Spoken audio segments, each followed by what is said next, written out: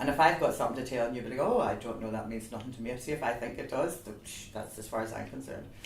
I'll stick with that. If I'm sure I have something to say to you, I'll say it. And I'm usually not wrong.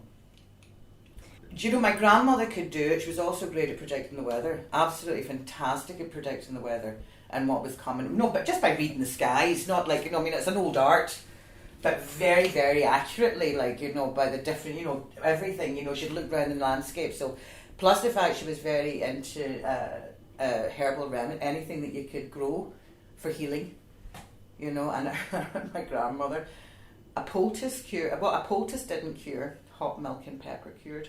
And if that didn't cure, what was chamomile lotion and baking soda?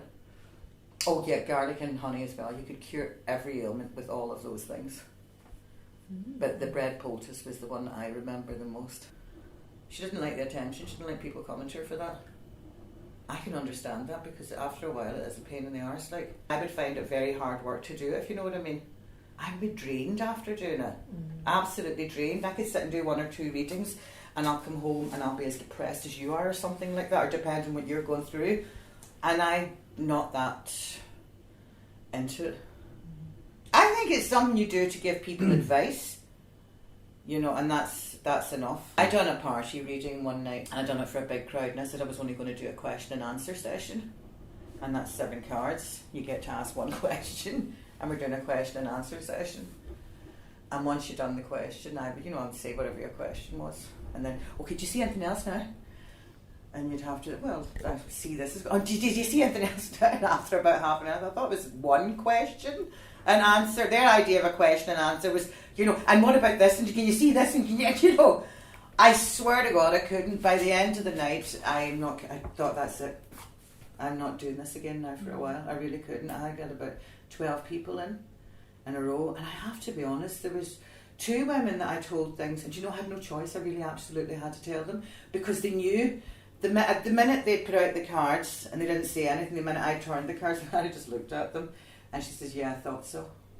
I didn't have to say a thing. She knew she was coming in to find out. You know, it's something very personal, something I felt I really shouldn't know. I just was starting to, I don't want to know that about people. You know, that kind of thing.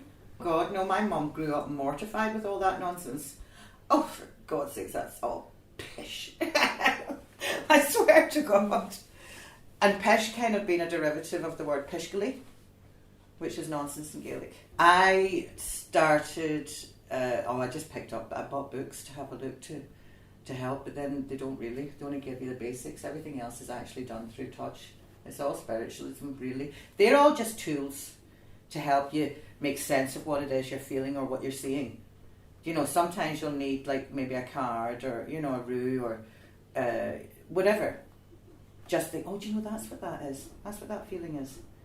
You know, I don't get, like, these pictures or, you know, stories. It's a feeling, and I try to think, well, that, do you know what that makes, you know, it's kind of on the tip of your tongue. Now, if that was me going through this, I'll tell you what made me feel like that. But when you're not 100% certain exactly, then you've got a tally, you know, something in front of you that'll say, oh, that's what it is. And then you'll know exactly. You know, you can pin it down to, you know, that kind of thing. Because, I mean, let's face it, if anybody could just turn and go, I tell you, come in here, sit down. I'm going to tell you everything there is to know about you. And anything you want to ask, I'll have an answer for you. Because see, if you were actually able to do that, I reckon, now seriously, you'd never hear of fortune tellers, because they'd all be super criminals. You know, but that's what people expect when they come in. They nearly, oh my God, you know, and if they hear what they want to hear, then you're brilliant. And if they don't hear what, you know, they want, if they go on with something specific and you don't say it to them, I don't believe in that anyway. That's rubbish. Fortune telling and giving somebody a spiritual reading are not the same. If you were giving somebody, if you were sitting doing someone's cards, they normally come to you for a specific reason. They want to know something specifically. If you're going for a spiritual reading and you're trying to get in contact with family or friends, you're not meeting them because you want to know what your future is. You're meeting them because you want to know what's going on. So it's a different kind of reading. And if they have a message for you, then they'll give it to you. Like, you know, things like that would be very specific. I know some very good people that do it. My friend Sheila told me this guy was down along with another English fellow they were doing spiritual readings over in Dore. And did I want to go for? And for ages she'd been trying to get me back into reading cards again. And I just thought, no, I don't know. I said, you know what? Then if this guy is the real deal, as soon as I go in, I won't have to ask him anything. He'll know why I'm there and he'll give me my answer. And I swear to God, this is the honest to God's truth. Myself and Sheila landed over. We were half an hour late. So we kind of came in and we just slid down, back row of seats, and there's a few rows, about 25 people in front of us.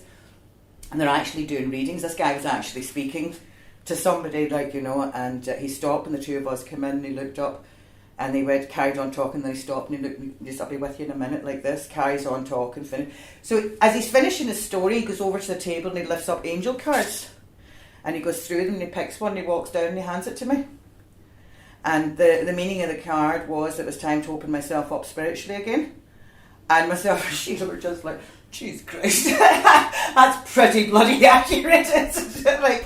And he ended up giving me about 3 or 4 more without saying anything to him. He says, now is your time to go back to it. And I thought, not that, I didn't say a word to him.